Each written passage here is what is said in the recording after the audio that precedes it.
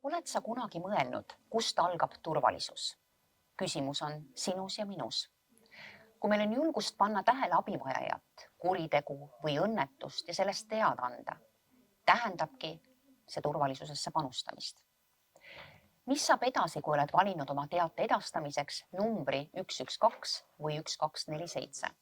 Seda selgitab Häirekeskuse strateegia ja teenuste osakonna juht Karmen Oks. Häirekeskuses vastatakse 2 numbrile. Hädaabi numbrile 112 helista siis, kui sul on vaja politsei, pääste ja kiirabi kiiret abi.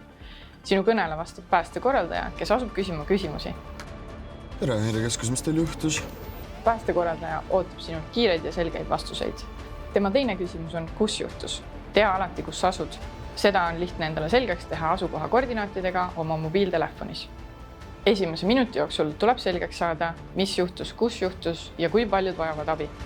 Siis liigub info edasi Häirekeskuse logistikule või politsei juhtimiskeskusesse. Sealt saadetakse kiirabi, politsei ja pääste juba edasi välja. Kui samal ajal on vaja ka esmaabi andmise juhiseid, siis suunatakse kõne Häirekeskuse meedikule.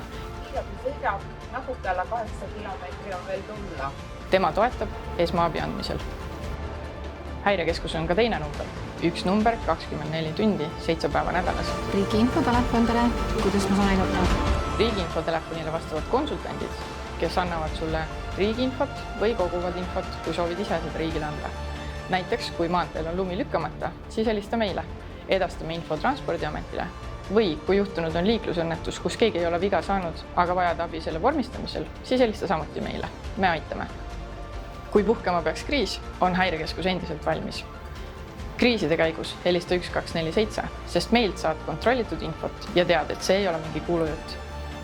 112 saadab abi, 1247 pakub infot ja me teeme seda hea meelega, sest teame, et iga inimene loeb.